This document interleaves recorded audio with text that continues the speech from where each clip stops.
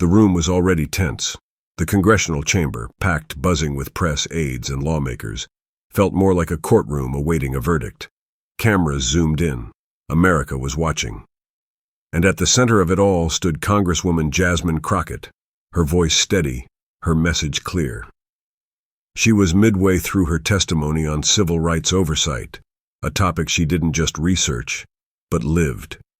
Her voice carried the pain of generations, the hope of a people too long unheard. She wasn't just reading from a document, she was telling the truth. That's when it happened. With a smug tilt of his chin and a dismissive wave of his hand, House Leader Kevin McCarthy cut her off. "That's enough, Congresswoman," he snapped, his voice sharp. "This isn't about your feelings. Stick to the facts." Gasps rippled. Some smirked. Others looked down, uncomfortable. Jasmine's lips closed. Her eyes didn't. She looked at McCarthy. No flinch, no retreat. The cameras caught everything. America waited for the fire. But what they got was something else. Something quieter. Something that would echo far beyond the walls of Congress. And in just a few seconds, the temperature of the entire room would drop to 0. Silence can scream louder than words. Jasmine Crockett didn't respond right away, not because she didn't know what to say, but because she knew the power of pause. Her eyes locked on McCarthy's, unblinking, unwavering, unmoved. He had expected anger, a rebuttal, a breakdown. He got none. The room grew colder with every second of her silence. Even the cameramen leaned in. Then finally she spoke. 12 words. That's all it took. Calm, controlled, but sharp enough to cut steel. "I speak facts not for your comfort, but for our survival." You could hear it. The breath caught in people's throats. The weight in her voice was not theatrical. It was personal. It came from somewhere deeper than politics. It came from wounds, both hers and generations deep. McCarthy blinked. He opened his mouth, then closed it. The smirks vanished. Every lawmaker, even those who didn't like her, knew what they'd just witnessed wasn't ordinary. It was historic. It wasn't just a clapback. It was a reckoning. Jasmine didn't raise her voice. She raised the stakes. And for the first time in a long time, Congress didn't know what to say next. America, watching from couches, bars, and bedrooms, couldn't look away. In the press box, seasoned reporters sat frozen, fingers hovering over keyboards. Then one of them, Maria Gutierrez, a veteran Capitol Hill journalist, whispered, "Did she just end a debate with one sentence?" It wasn't just what Jasmine said. It was how she said it. No theatrics, no finger pointing, just truth. The kind of truth people feel in their spine. Maria's eyes welled. She hadn't cried covering politics in years, but this wasn't politics. This was personal. Outside, clips of the moment flooded Twitter, TikTok, Instagram. 12 words was trending within minutes. Back inside, McCarthy stared ahead, his posture stiff, embarrassed. He knew what just happened. He tried to silence her, and instead gave her the biggest microphone of her life. Jasmine didn't gloat. She didn't smirk. She simply lowered her notes, sat down, and folded her hands. The air was still thick with the gravity of her words, and in the quiet, something even more powerful began to unfold. It wasn't just the audience that was moved. Some of her harshest critics across the aisle now looked at her with something unfamiliar. Respect. And for many watching at home, especially young girls of color, tears fell, silently, heavily, as if she had spoken just for them. The clip played on repeat. Across hospital rooms, classrooms, living rooms, and barbershops, people stopped what they were doing. Jasmine Crockett's words echoed from TV screens and phone speakers alike. In a quiet apartment in Detroit, 16-year-old Kia watched the replay with her grandmother Marlene, a woman who had marched in Selma and buried her husband after police brutality changed everything. Tears rolled down Marlene's cheek as she whispered, "She just spoke for my mother, and for me." Jasmine's 12 words weren't fancy. They were real, and they landed deep in people's bones, especially those who'd spent decades being talked over, dismissed, or ignored. Meanwhile, Jasmine sat quietly back in her seat in Congress. She wasn't gloating. She didn't scroll her phone.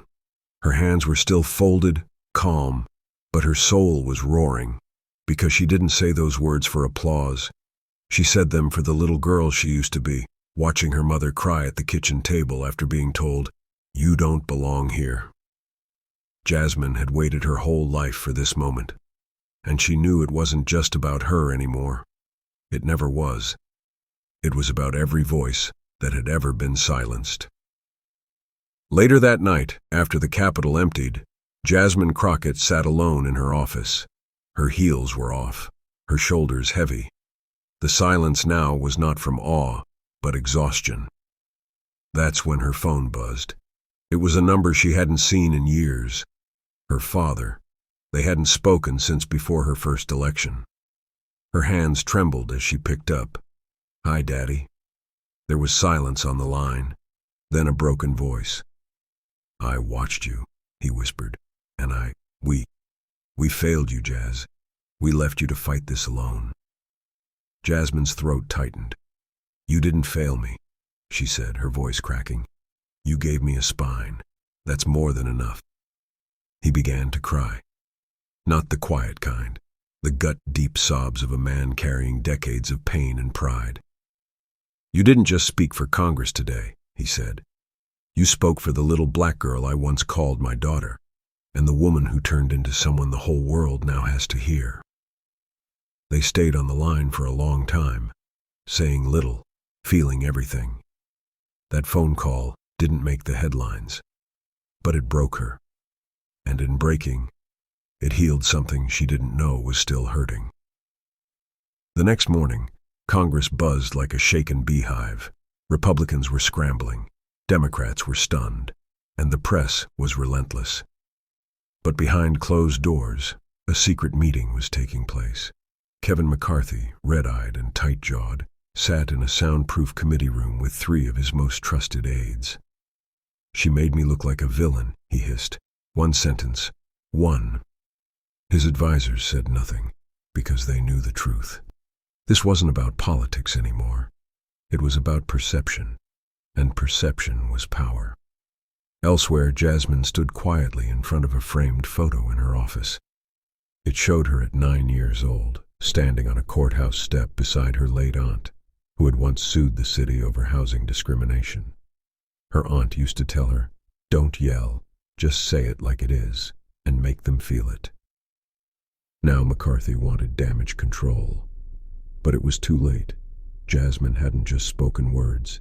She'd made America feel something they hadn't felt from Congress in a long, long time. Truth. And while the cameras showed only 12 words, behind the scenes, a war of silence had just begun. And Jasmine? She was just getting started.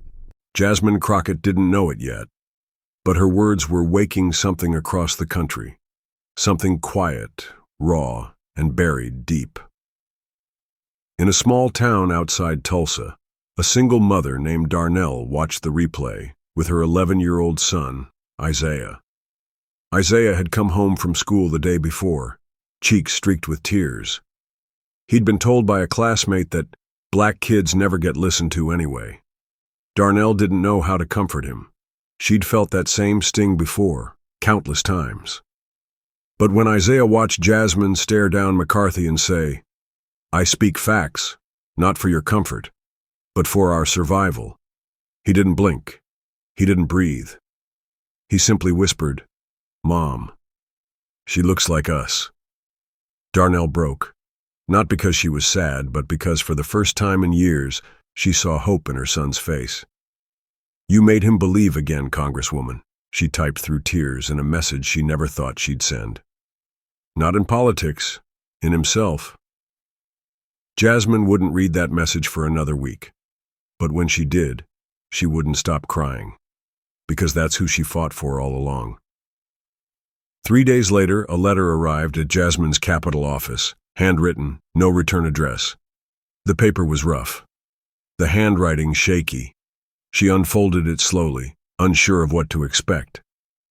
Dear Congresswoman Crockett, I'm 78 years old. I've never voted for a Democrat.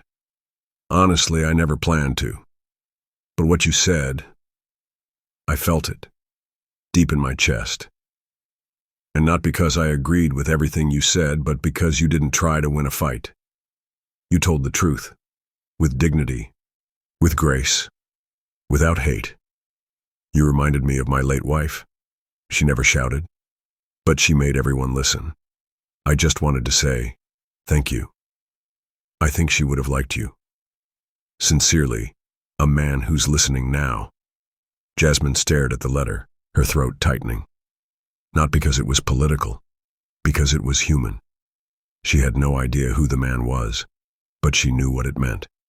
The divide in this country might feel impossible. But for 12 seconds, she reminded people that honesty didn't have a party, and that maybe, just maybe, there was still room for decency. On Capitol Hill, things were shifting, slowly, quietly, but shifting. A Republican congresswoman, one known for never crossing party lines, pulled Jasmine aside in the hallway. It was early, no cameras, no audience, just them. She leaned in and whispered, I didn't agree with your policy. But what you did, it moved something in me. Jasmine blinked. The woman continued, her voice softer than before. You reminded me why I got into this job before the noise swallowed me whole. Then she walked away, heels clicking softly against the marble, leaving Jasmine frozen in place. That whisper wouldn't make headlines, but it made a crack in a wall that had felt unbreakable. Meanwhile, cable news tried to spin the moment. Some called it dramatic theater. Others tried to minimize it. But it didn't matter. Because across the country, the people weren't watching the pundits. They were re-watching her. The 12 words were now printed on t-shirts, posters, protest signs, school walls. Not as a slogan, but as a reminder of what it looks like when someone refuses to shout, and instead speaks the kind of truth that makes everyone else stop and listen. It was barely sunrise when Jasmine stepped out of her apartment in D.C., hoodie pulled low, phone in hand. She tried to move quietly, hoping to avoid the noise. Reporters, critics, cameras. She just needed to breathe. At the corner, she passed a young woman holding a child, maybe 2 years old, bundled in a blanket, waiting for the metro bus. Their eyes met. You don't know me, the woman said gently, but I watched you. Jasmine stopped. I watched with my mama. She's got cancer. Couldn't sit up that long. But when you said those words, those 12 words, she whispered, that girl's got the kind of strength pain teaches you. Then she smiled. Jasmine's chest ached. She hasn't smiled in weeks, the woman continued. So, thank you. Jasmine wanted to say something, anything, but nothing came. So she just nodded. The little boy waved at her, innocent, joyful, unaware of the weight in the air. As the bus hissed to a stop, the woman climbed on, and Jasmine stood there, rooted to the pavement, with tears threatening to fall. Not because she was tired, but because she knew, deep down. Her voice was now carrying the weight of thousands, and she couldn't drop it. That night, Jasmine opened a drawer she hadn't touched in years. Inside was a faded blue notebook, spiral-bound, the pages yellowed at the edges. It was her 4th grade journal. She flipped to the back, heart pounding. There it was. One day, I'll be the one they try to silence, but I won't let them. I'll speak for every girl who's told to sit down and hush. She was 10, and now, at 44, she was living the very sentence she'd once scribbled in blue crayon on the last day of school. Back then, she thought her voice would be a whisper in a storm. She never expected it would become thunder. But with that thunder came pain, constant criticism, twisted headlines, death threats. Still, she pressed forward, because every time she doubted herself, she remembered that girl, the one with scraped knees, thick glasses, and a mouth full of dreams. The one who sat in the back of classrooms watching teachers look past her. The one who promised she'd never be invisible again. That little girl wasn't just a memory. She was her reason. And Jasmine wasn't done speaking. Not even close. Sunday morning. Jasmine didn't go to church to be seen. She sat in the back pew quietly, trying not to draw attention. But the pastor saw her. He paused mid-sermon, took a breath, looked straight into the crowd. "I wasn't going to say this," he began, voice trembling.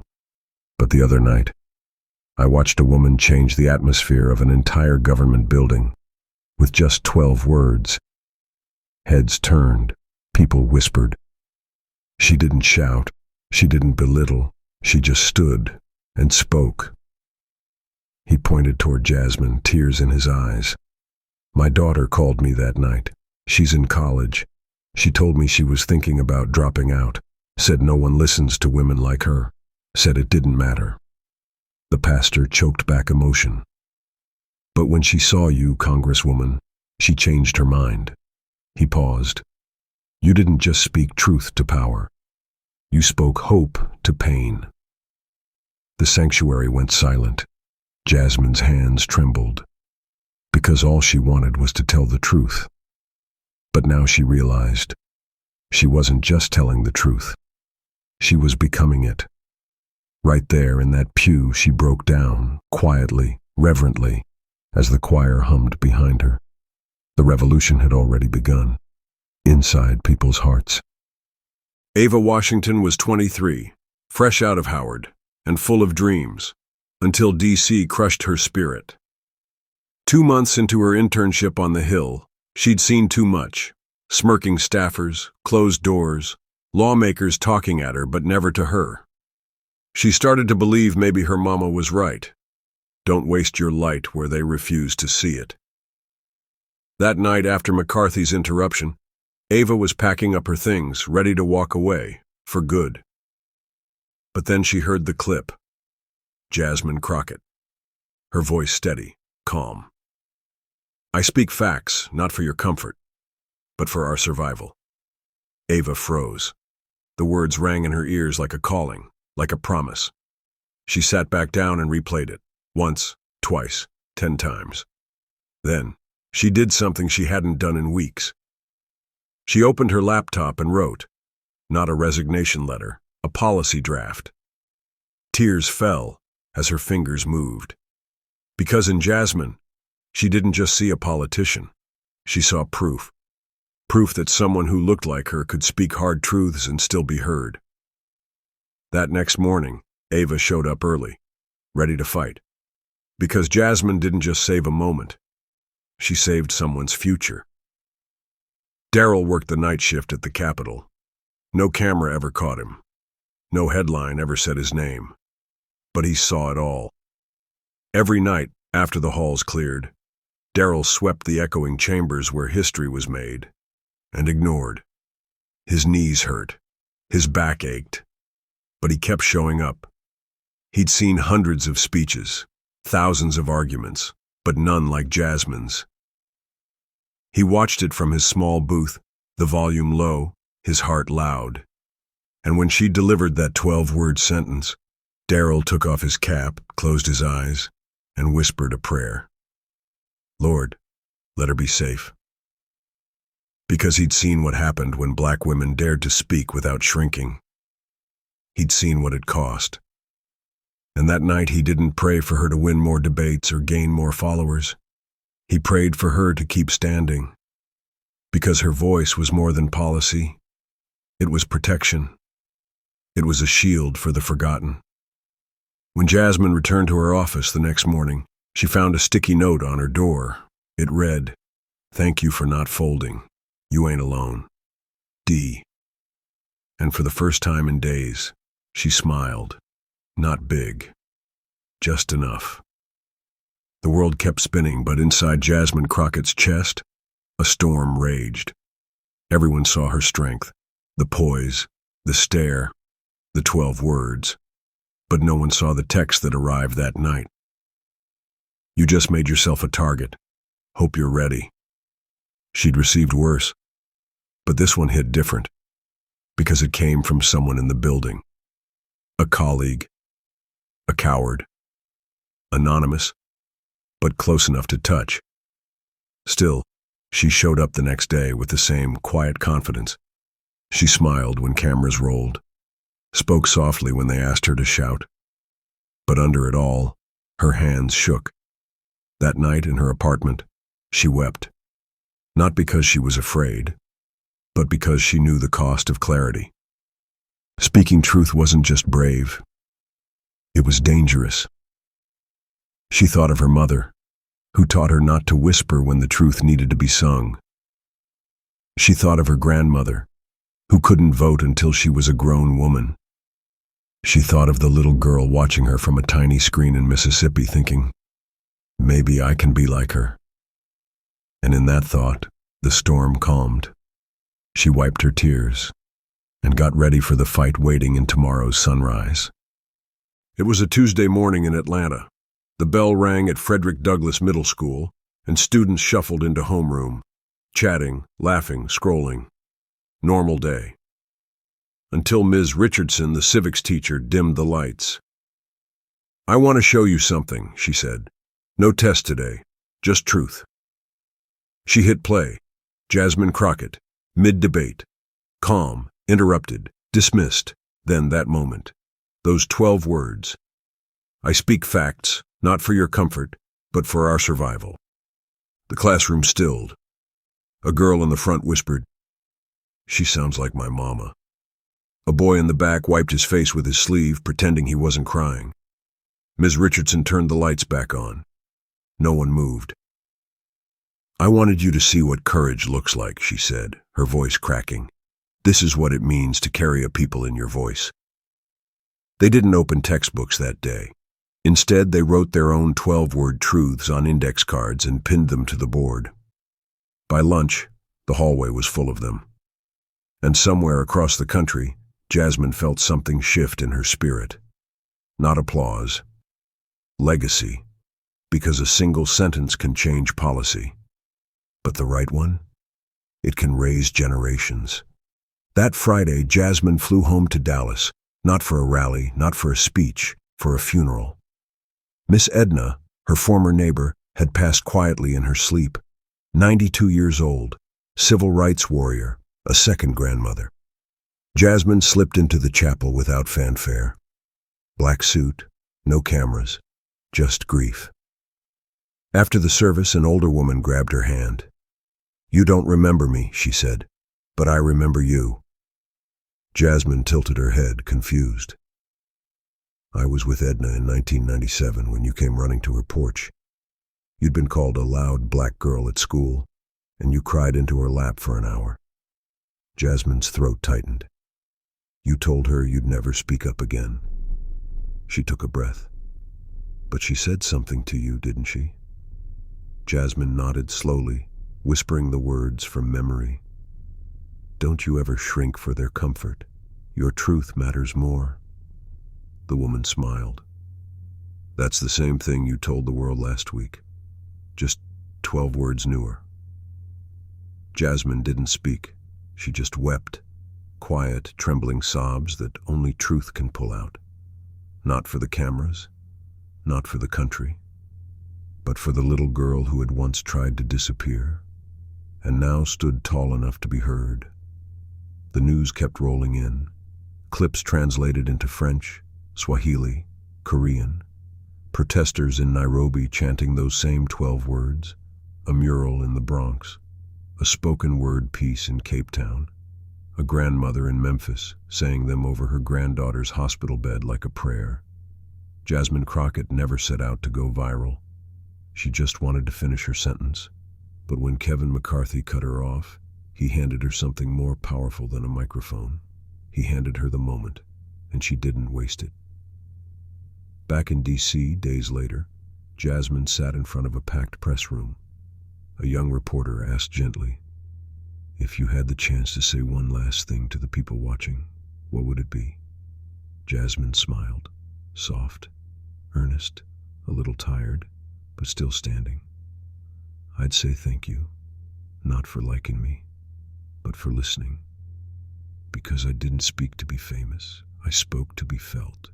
She paused. "And if you ever forget your own voice, just remember this: you are not too loud. They're just not used to hearing the truth out loud." And with that, she stood and walked away. No mic drop, just impact, just legacy, just 12 words that refused to be forgotten.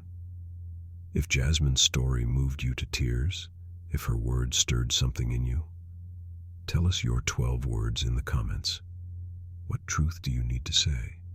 Like this video if her courage inspired you. Subscribe now, because we tell stories that shake the soul.